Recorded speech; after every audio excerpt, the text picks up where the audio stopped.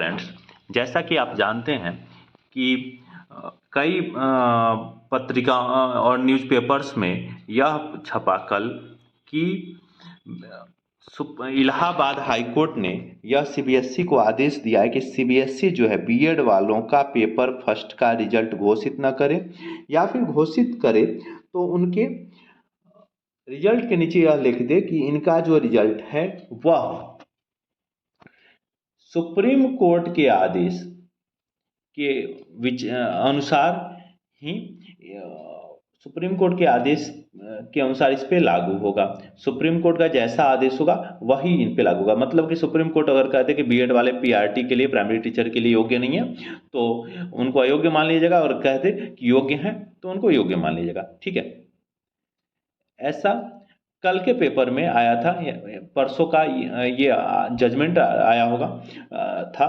ठीक है, तो ऐसे में अब ये चीज़ें आ रही हैं कि इसके पे तो बहुत से लोगों ने अपने वीडियोस बना दिए, बड़े बड़े टाइकून लोग थे, उन्होंने बना तो दिए, लेकिन बच्चों को किस चीज़ की ज़रूरत है, क्या वो जानना चाहते हैं, आगे क्या होगा, इसके बारे में कोई नहीं बताया।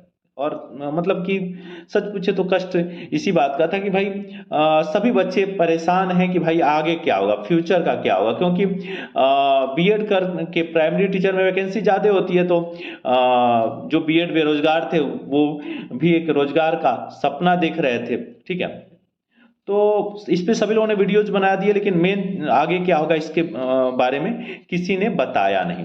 ठीक है, तो मैं पहले आपको एक पृष्ठभूमि में ले चलना चाहता हूं कि यह जो कब आप उनको योग्य माना गया था, तो 28 जून 2018 को ये भारत का राजपत्र है, उसमें यह छपा हुआ है। आप सुनिए, मैंने इस वीडियो को जब ये लगभग 5 साल, 4.5 साल 5 साल पहले जब बनाया मैंने उसको, ठीक है, तो तब इसका जो है और आज जो है मैं आप उसी को सुना रहा हूं कि उस समय क्या कहा गया था। ठीक है, चलिए पहले।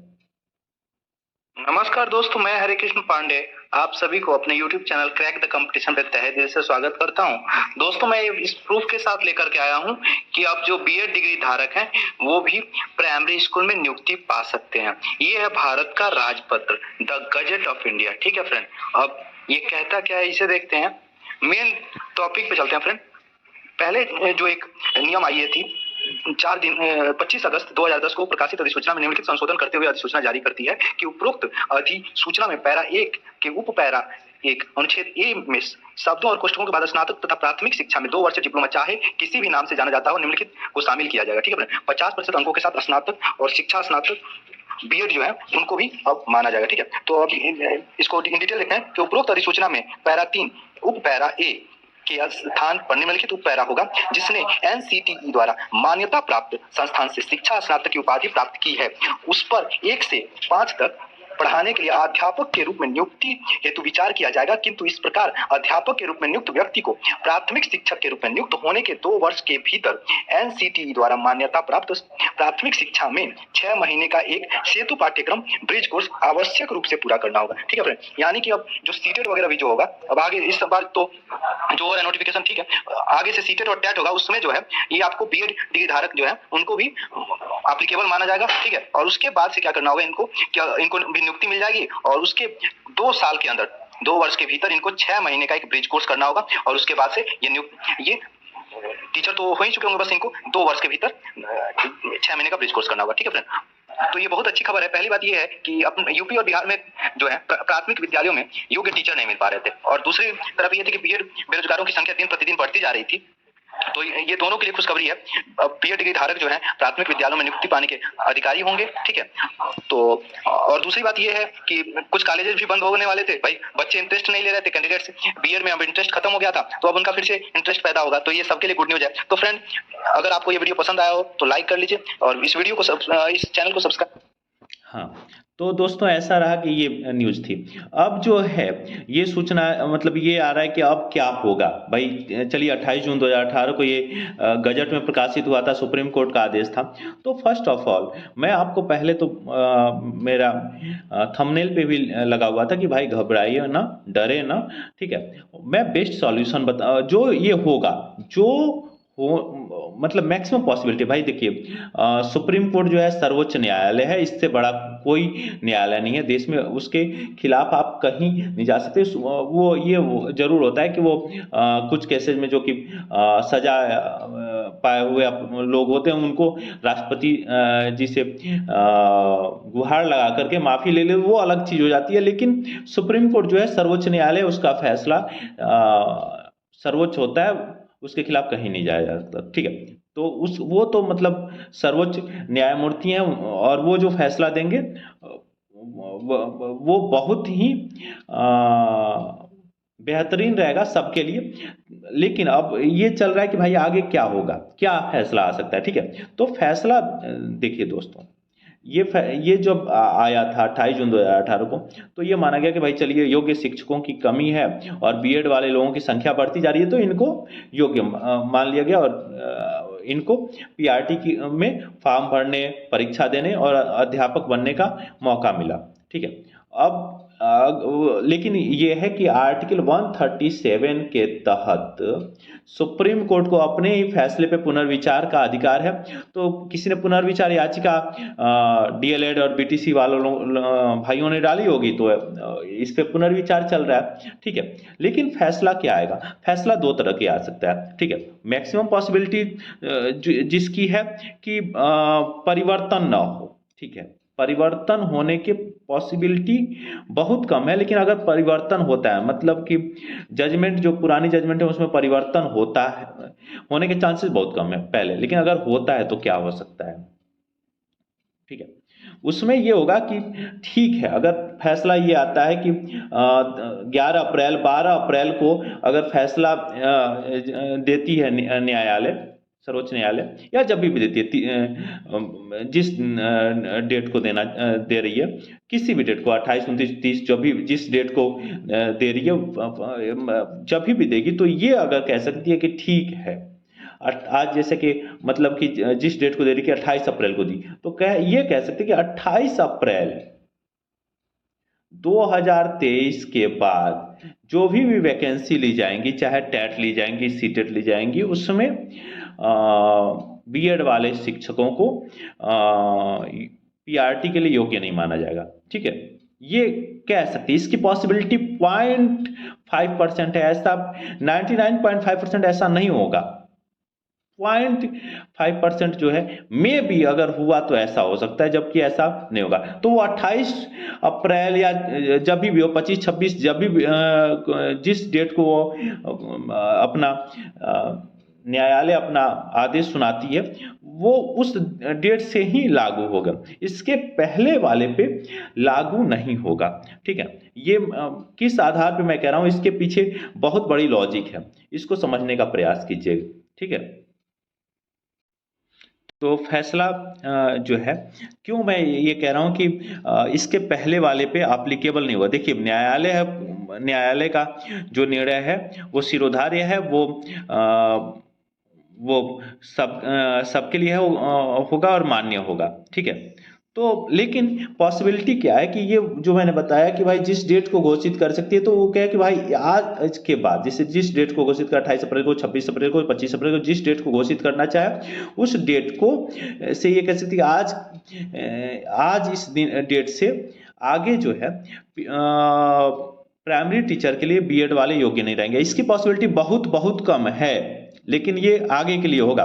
पीछे क्यों नहीं एप्लीकेबल होगा, ये मैं बता रहा हूं। पीछे इसलिए एप्लीकेबल नहीं होगा कि देखिए, कुछ लोग जो है इसके थ्रू जॉब पा गए, बीएड वाले लोग। ठीक है, तो और मैं ये नहीं कर रहा हूँ कंपैशनेट ग्राउंड पे कि भाई चलो ऐसा हो जाएगा, या फिर कई आधार पर जो लोग नौकरी पाए, तो ऐसा नहीं है कि वो, मैं सिर्फ उन पे दया के आधार पे ये कह रहा हूँ, उसके पीछे लॉजिक है। ठीक है, कि ये अब कब एप्लीकेबल होगा तो उस डेट से आगे के लिए एप्लीकेबल होगा, पीछे एप्लीकेबल नहीं होगा। तो केवीएस वाले लोग, ठीक है, वो निश्चिंत रहें, या जो लोग टीचर बन चुके हैं, चाहे वो यूपी में हो चाहे और भी जगह हो, वो भी घबराए हुए हैं। तो ऐसा कुछ नहीं होने वाला है कि आप लोगों पे आंच आएगी, क्योंकि ये भर्ती प्रक्रिया पहले से चल रही है, इस पे एप्लीकेबल नहीं होगा। इसकी पॉसिबिलिटी बहुत कम है भाई, फिर भी न्यायालय है भाई, वो शिरोधार्य है उनका आदेश, लेकिन इसकी पॉसिबिलिटी बहुत कम है कि वो उस पे और ये जो है ना उसके पहले वाले पे, मतलब कि जिस डेट को घोषित करे उसके पहले वाले जितने वैकेंसी इवन केवीएस पे, तो इसका जो है आप समझ लीजिए कि इसकी पॉसिबिलिटी जो है वह 0.0000 मतलब 1% है कि वो उसके पहले वाले पे, ऐसा होता ही नहीं है, इसलिए मैं ऐसा होता ही होने के बहुत कम चांसेस है, लेकिन फिर भी न्यायालय है उनका आदेश है उसको मान्य माना जाएगा। ठीक है, तो उसके पहले वाले पे लागू नहीं होगा, इवन केवीएस पे भी लागू नहीं होगा। जैसा कि बड़े बड़े टाइकून थे उन लोगों ने बताया कि ऐसा आदेश है, लेकिन क्या हो सकता है इसके बारे में किसी ने नहीं बताया, मैं बता रहा हूं कि और ये जो है हमारे संविधान में एक छोटा सा एग्जाम्पल लेकर के, एक छोटी सी जो आर्टिकल 21 है उस आधार पे बता रहा हूं। ठीक है, आप इसको देखिए, no person shall be convicted of any offence except for violation of law in force at the time of the commission of the act charged as an offence, not be subjected to a penalty greater than that which might have been inflicted under the law in force at the time of the commission of the offence।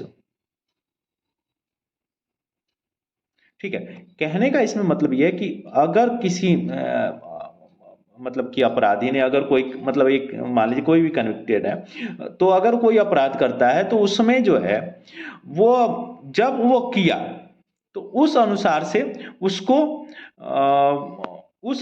उसको उस समय के आधार पे punishment दी जाती है, न कि अब वो कर लिया, मान लीजिए कि 4 साल पहले किसी ने कोई क्राइम किया और आज अगर कोई लॉ बना है, तो अब इस आधार पे जो है आज के लॉ के आधार पे इसको पनिशमेंट नहीं किया जाएगा। जब 4 साल पहले अगर मान लीजिए कि उसके आधार पे कोई लॉ नहीं था, अब बहुत बड़ी हाईनेस ना हो तो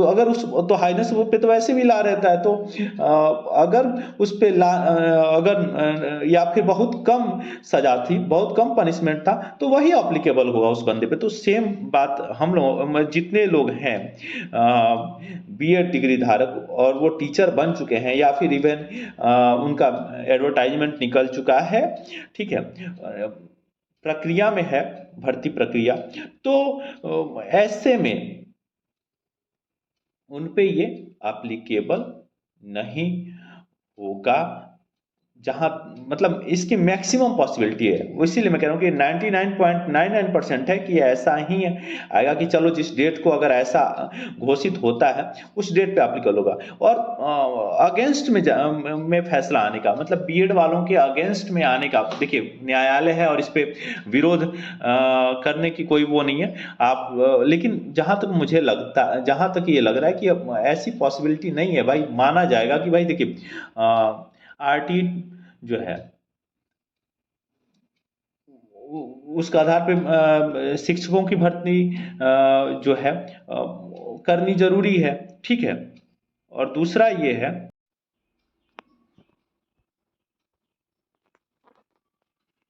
तो दूसरी बात ये आ जाती है कि आगे जो है अगर ऐसा होता है तो फिर क्या हो सकता है, इस कि एनटीई न्यू एजुकेशन पॉलिसी एनईटी जो है न्यू एजुकेशन पॉलिसी एनईटी 2020 के आधार पे, ठीक है, बीएड को मतलब मिनिमम आपके पास बीएड होनी चाहिए, ठीक है, ऐसा माना गया।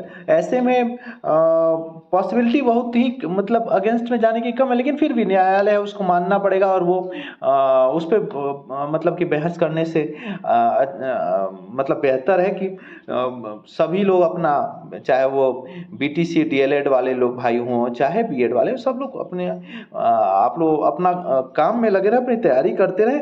इस मतलब कि ये बेहतर रहेगा कि इस आप वो कर रहे हो कि मतलब एक दूसरे वाद विवाद करने से बेहतर है कि आप लोग अपनी तैयारी करते रहें, जो न्यायालय का फैसला होगा वो सर्वमान्य होगा। ठीक है, तो इसलिए आप लोग खुश रहें, प्रसन्न रहें, मस्त रहें और अपनी तैयारी करते रहें। ठीक है, ये 137 आर्टिकल के तहत पुनर्विचार करने का जो अधिकार है सुप्रीम कोर्ट में, इसी के तहत ये पुनर्विचार के लिए डाला गया। तो डोंट वरी, उस पर जो भी न्यायालय का फैसला होगा वो सर्वमान्य होगा, ठीक है, सिरोधार्य होगा, ठीक है। तो आप लोग अपना ख्याल रखें, तैयारी करते रहें, ठीक है। Thank you very much.